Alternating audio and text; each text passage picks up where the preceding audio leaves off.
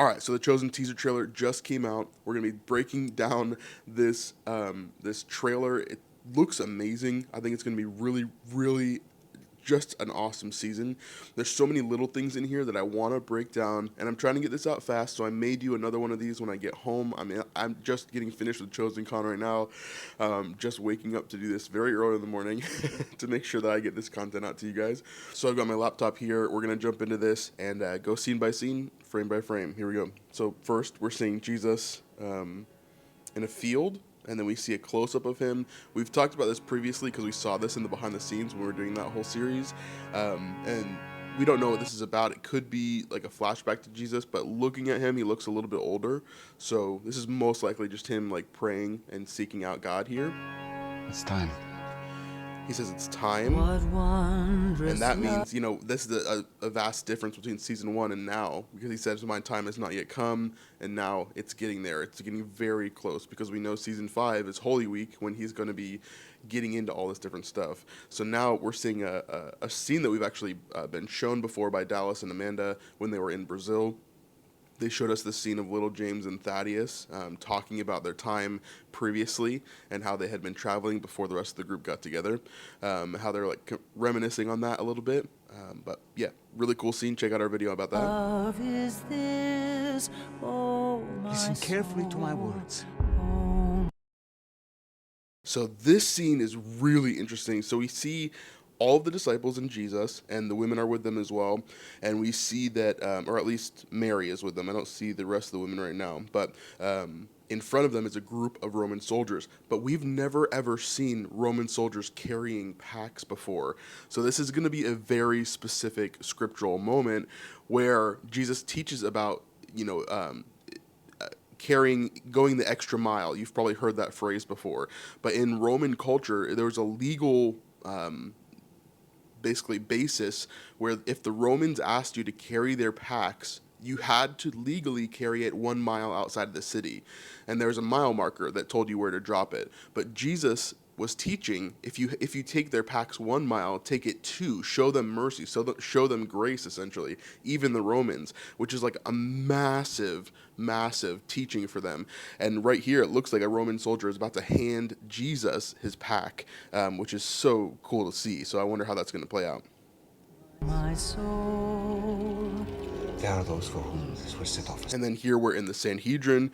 We're seeing Shammai addressing the rest of the people. We know that he's going to escalate things. We're going to be introduced to Caiaphas, which is going to be really cool. I'm excited for that. Looking forward to the future of that and seeing where that goes, especially with Shmuel and some of these different pieces that are kind of coming in. It's going to be really Series cool. of events. And of course, Salome right here. We've seen a piece of her scene as she's preparing for this dance that she's going to do. And there's way more to that scene. During the Chosen Insiders Conference, Dallas even talked about a little bit more to that scene where Herodias is kind of like clapping back at the main person. Oop, my alarm's going off. I'm supposed to be waking up, but I'm awake because the Chosen's out. Herodias actually claps back at the dance instructor because he's kind of, you know, saying, hey, like, John the Baptist may have, like, insulted you, and she, like, claps back, and she's like, insulted me? So hopefully that scene will turn out really good. But this is the banquet scene in which Salome is dancing, and in a second here, we get our first look at Herod, so we'll stop there as well. So this scene, I think, is episode 4. This is going to be where Jesus is kind of, you know, he's attacking the Pharisees in a lot of ways. And this is the 7 woes to the Pharisees, if you want to look that up in Scripture.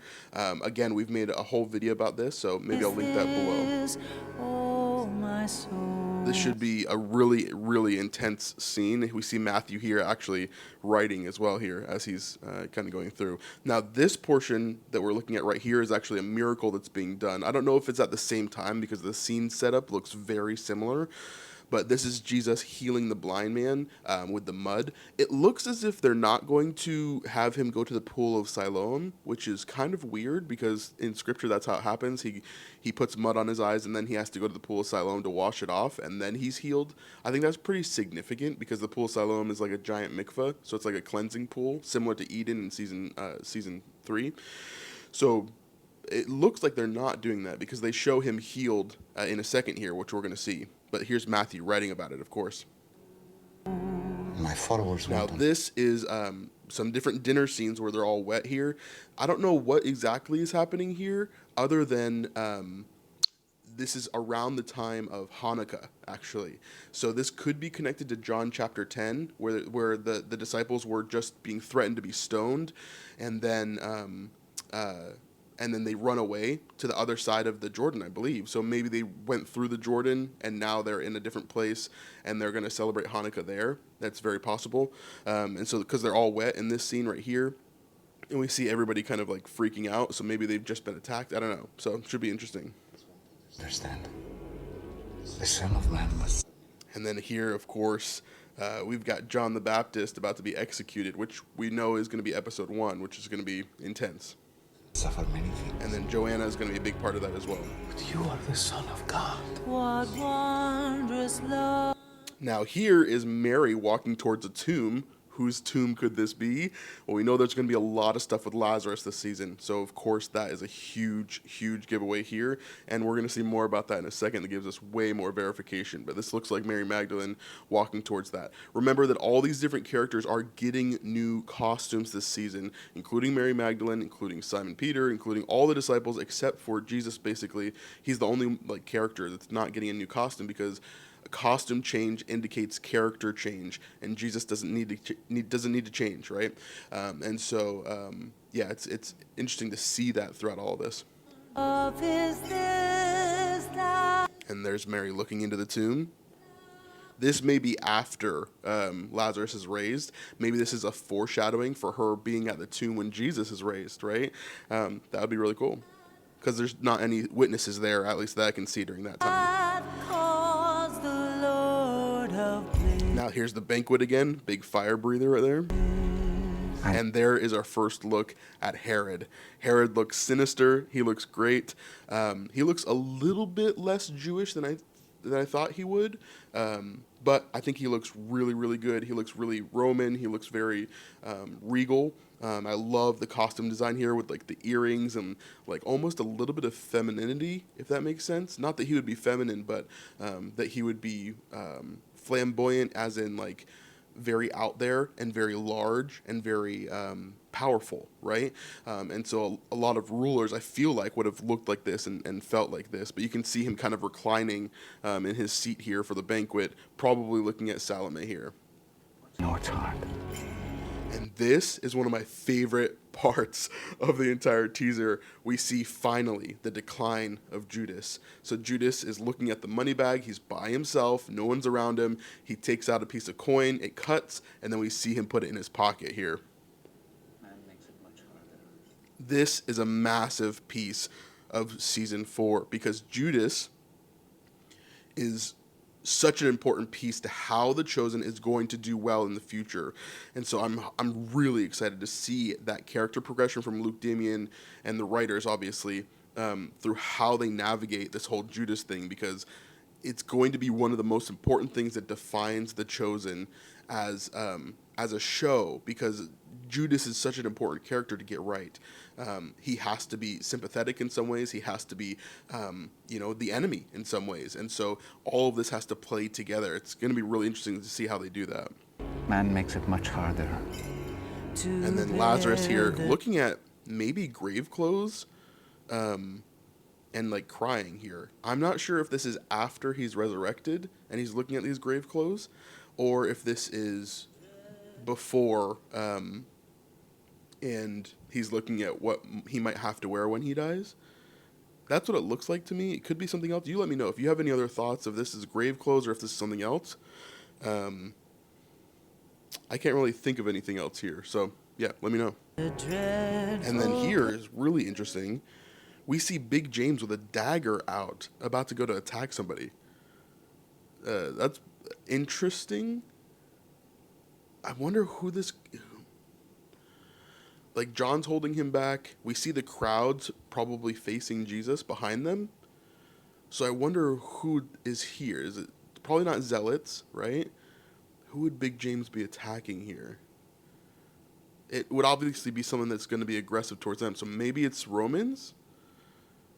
Maybe it has something to do with Gaius and Julius and all those guys. I honestly don't know. I don't know at all. But the fact that he has a dagger out is crazy to me, because obviously scripturally we don't know any way that he would do that. But Big James in the show is the most aggressive towards the Romans by far, for sure. When he leaned, Now here we're seeing a Roman, most likely Quintus, because he's wearing some robes here instead of like armor, and it looks kind of like Quintus's office. He's burning some sort of letter, so I wonder if he's intercepting letters and burning those, or I don't know. I don't know what this is. Could just be a red herring in the trailer. Sometimes they do that where it's like not a mega important part, but it makes the trailer look really, really good. was on his own understanding. And Shmuel, there it is. together. Now this part is really important. We see Jesus holding up his hand here. We're going to get a wider shot of this in just a second. But in the bottom left corner, who do you see there? Mary and Martha in Shiva clothes, funeral clothes, as they're mourning their brother. And we see Big James with a bandage on his head, and Philip over to the right as well. And then here's another close-up of that. We get these two new characters that we've been talking about for months now. I don't know who they are, but they're connected to Lazarus in some way. The guy on the left with the white hair there and the red robes, and then the guy right in the middle that's kind of blurred out with the blue robes right there. I don't know who they are biblically. I don't know who they're trying to represent, but we see them new in this season in several different spots here, specifically connected to Lazarus, I think. Now we see Matthew, Big James here with the bandage on. So obviously Big James got hurt somehow, which we've talked about previous as well. There's some theories about that, but we'll leave that for another time. And then we continue on to another wide shot here. And that's Jesus standing in front of Lazarus' tomb, about to call him out. And of course we see Mary and Martha. We also see Mother Mary over to the right on the other side of Jesus there, as John is obviously writing in his book, which is a perfect frame there. So cool to see that. And then we have Simon the Zealot, Andrew, and Zebedee. I don't know what this could be. They're on the road somewhere, it looks like. Yeah, I don't know. And this is the man who was healed. We saw him in the behind the scenes. They showed us him on the Chosen YouTube channel. And this is the man who was healed from being blind from birth. And so this is a big deal, because the whole story behind this is that Jesus heals him not because, he wasn't blind because his parents sinned or because he sinned, but because he wanted, basically, Jesus says, you were blind in order for me to heal you to glorify God.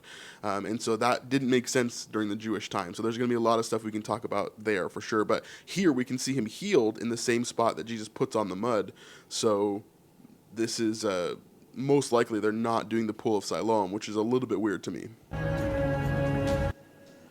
And here's the temple area. You can see the temple guards as Jesus walks in right here. We see Salome again. And we're going to stop quickly here because it cuts super fast. Here's an arm wrestle here. We know that this is during Hanukkah. It's part of the celebrations where they're kind of reenacting certain parts of the Maccabees and different things like that. And then also they're probably just playing games and having fun during Hanukkah here. Here's Jesus. This is when he's being told about John the Baptist's death by John the Baptist's disciple, who is right behind him right there. And here's another shot of that, him grieving.